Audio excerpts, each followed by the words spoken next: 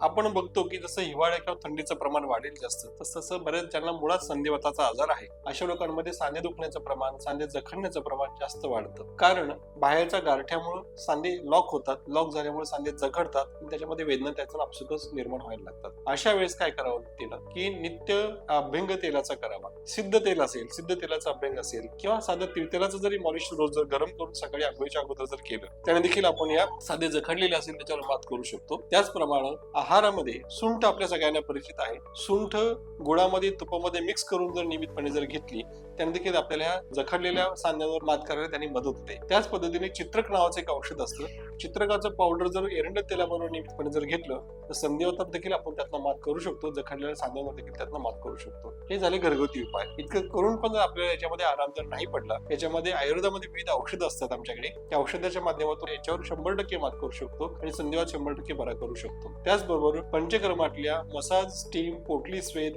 पिंड स्वेद, बस्ती चिकित्सा असे विविध उपचार देखील असतात. लेप चिकित्सा असते, त्याबरोबर एक औषधी तेलांचे घड्या त्याच्यावर ठेवणं असा एक उपचाराचा भाग असतो. ह्या विविध पद्धतीने उपचार जर आपण याच्यामध्ये जर केले, नक्कीच आपण जखडलेल्या सांध्यांवर पूर्णपणे मात करून संधिवातावर देखील आपण नियंत्रणात ठेवून संधिवात देखील पूर्णपणे बरा करू शकतो.